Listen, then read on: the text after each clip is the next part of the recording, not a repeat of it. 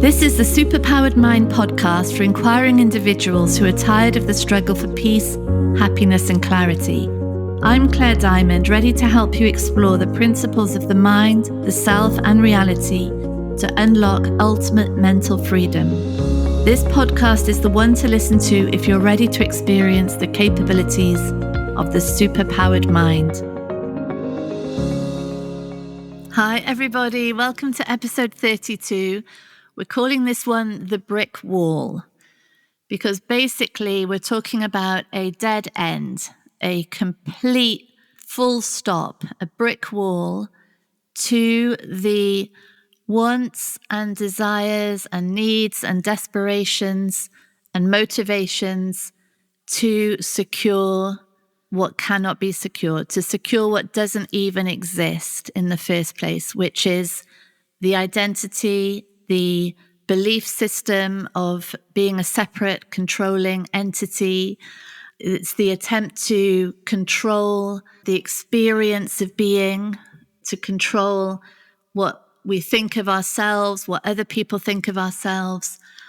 All of this, every single want that relates to, in some way, securing or controlling the experience of being, is a 100% unfulfillable quest. It's a wild goose chase. It's a hamster wheel spinning. It is impossible to achieve. And yet our entire lives are dedicated to fulfilling these wants. And enormous industries are dedicated to maintaining these wants in place in the guise of fulfilling them, really. You know, like we could say the beauty industry, for example, creating these impossible to achieve standards of beauty, especially for women, that one day, I want to feel beautiful, I want to be beautiful, and providing us with the solution to do that maintains in place the want. That's what we're talking about, really. This cyclical, unfulfillable quest in which the symptoms are addressed, and often in addressing the symptoms, we're making the cause, we're making the fundamental confusion even worse. Alcohol is an example for, I want to feel at ease socially. I want to be charming and entertaining and charismatic. So along comes the alcohol industry. Here you are. This will help you. This will make you feel amazing and make you popular and high status, and everyone's going to think you're great. And we get drunk, we mess up, we create conflict, we stumble around, we lose our sort of immediacy of interaction. The whole thing messes up. And so the cause, the original cause, which is fundamental insecurity of being, fundamental shame or fear or need or insecurity, which is at the heart of this separate identity, that cause is just reinforced by the attempt to address the symptoms. And it's so often the case. And no wonder we're all so insane in so many areas of our lives, because the whole setup is address the symptoms, even if addressing the symptoms makes the whole thing even worse, and never, ever, ever consider the cause. The cause is untouchable. The cause isn't even talked about, apart from with a very few people. And the cause always is, I don't feel right.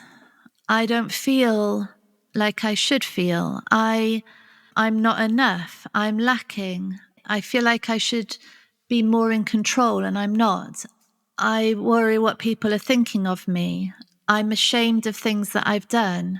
I'm not good enough. I'm not as good as they are. I'm too scared. I'm too needy. This is the cause. The cause of all misalignment, all incoherence is fundamentally that the I of what we are, which is when it's the identity, it's a believed collection of fear, need, shame, insecurity, and lack. That is never questioned. So every time we say I, along comes that belief system, and it's not questioned. But what we're doing is we are saying, what do you want? In any situation, and particularly in situations where there is stress or conflict or confrontation or tension, what do you want? Really, what do you want here? And that question is an amazing question. We've looked at it before in these podcasts. We'll keep looking at it because it brings to the surface what is really desired in this moment, and it allows for a clear checkpoint. Is this achievable? And so often what we want isn't achievable, and yet it drives the show. It propels everything. It's like a dictator. It's an underground dictator, and it's energizing, like creating motivation, drawing on all resources, trying to get this want fulfilled. It can't be fulfilled. And so when this want is brought up to the surface and we say, is it achievable? And if it can't be, it's a brick wall now to that want. So what I think might be a nice exercise for us all is if we just pause this podcast and write down as many wants as we can, really brainstorm them all out onto some paper or onto a screen.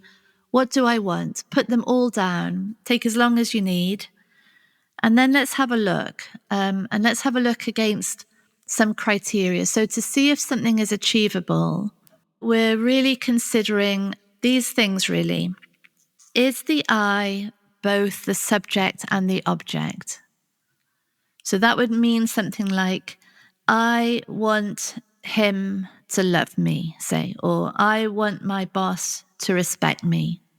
The I is the subject, I, and it's also the object, ultimately the me. So the want begins and ends with the me.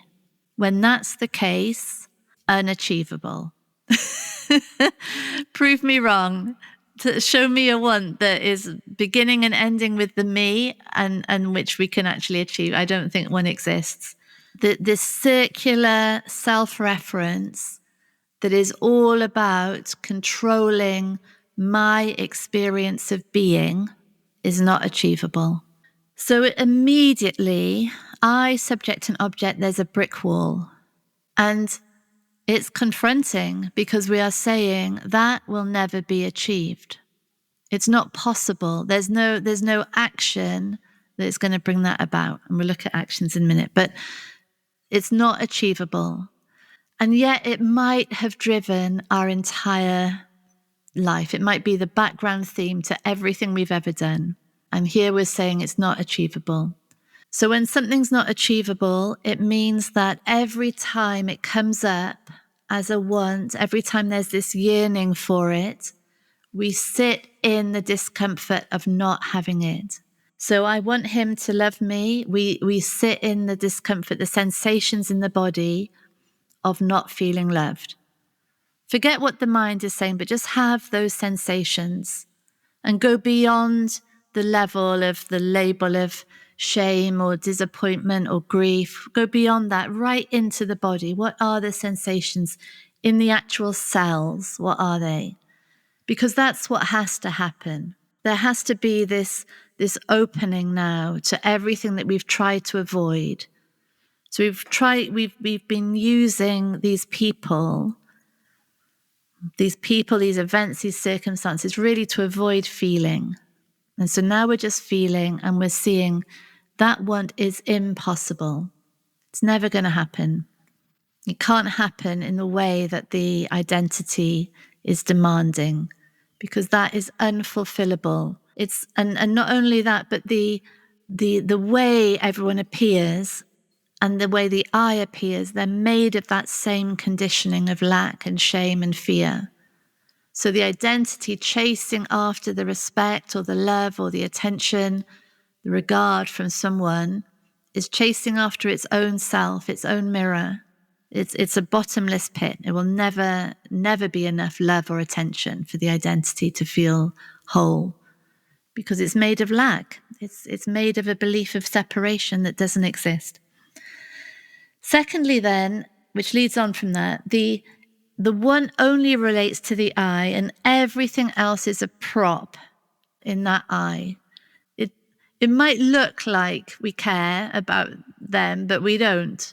Like, I want my children to make me proud. Oh my God, the effort that could go into that, the pressure, the tension, the vigilance, and none of it is about the children. It's only about securing the experience of being a mother, securing the experience of being me, basically. The children are a prop. They they do not exist in their own right in that want at all. Thirdly, an identity want isn't actionable.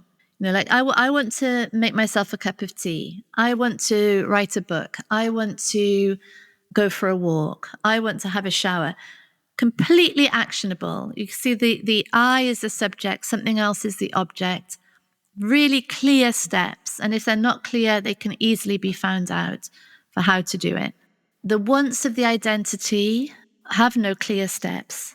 I want my colleagues to respect me. I could work every hour that God sends and they still don't respect me. I could not work and they still might not respect me. There's no steps towards making that want happen. It's not actionable. So the mind is stuck in this limbo because the mind loves a problem. It loves to solve a problem. It loves to see what is required and make that happen. But these ego wants have no path. They are unfulfillable. And the fourth point is this, the want needs to permanently control the uncontrollable. For example, it wants to control emotions, it wants to control experience or other people's thoughts and beliefs. Like I want to be happy, I want to be loved, I want to be free, I want to be peaceful. I never want to be rejected. I want her to know I care. Nope, not achievable. And oh my God, I want to be happy. Imagine if that want was recognized as not achievable. Literally impossible to fix in place a permanent state of happiness. And we try so hard, don't we? With using people, using drugs, using alcohol, using mindful techniques, whatever it is. Impossible. And the relief of that impossibility, really, when it's genuinely acknowledged, none of these things can be done. And so it is really the end. It's so abrupt. It's so definitive. This is the end. It's the ultimate full stop on these wants. Being challenged or learning, asking, or improvement are actually threatening. And again, we can see when the I is both the subject and the object. I want my work to be world renowned. It's me, my work, which is the proxy for me, and anyone criticizing my work or anything that I have to do to improve it or ask how to do it is threatening, because this isn't about the work, this is about me. And we can really start to see how when it's about the thing, when my work is actually about finding out a topic or about creating something independent of the identity, really, a real recognition that this work is impersonal, and all sharing, all input is about improving the output, and it's impersonal, then we're really welcoming critique that would demolish the whole thing, really. And we start again from scratch because previous one just wasn't enough, didn't stand up.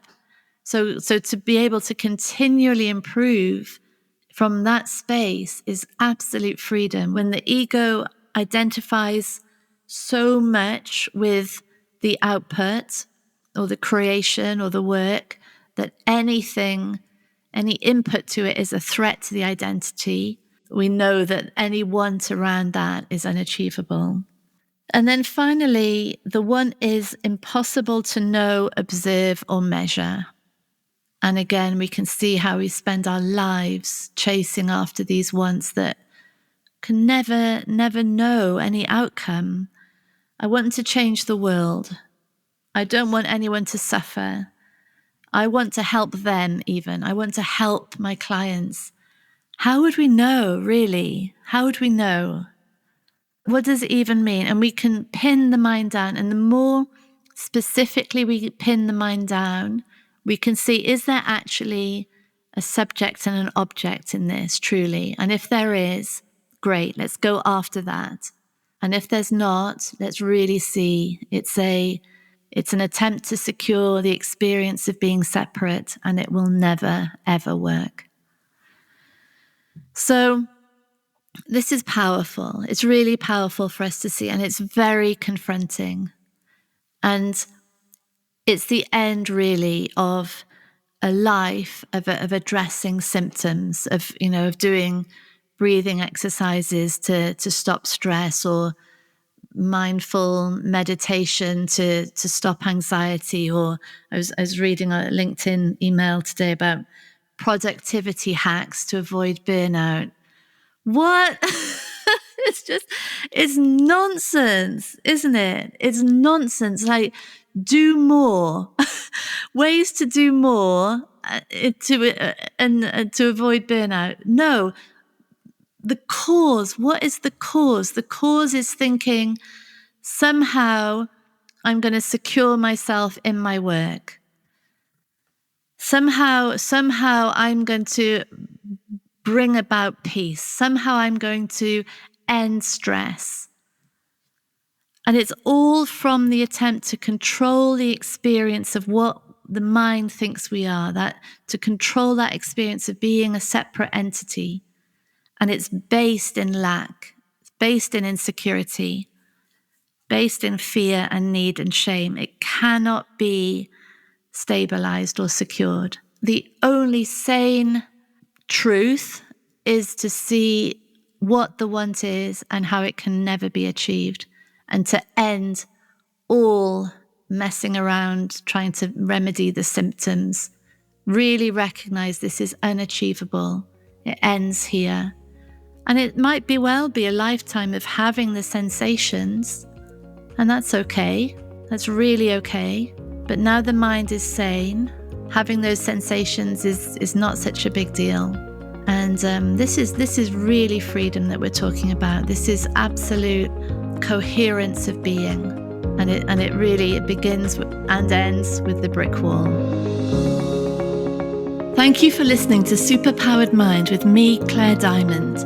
If you want extra support in the exploration of your mind, download our exclusive subliminal recording, especially for podcast listeners, on bit.ly/podcast subliminal.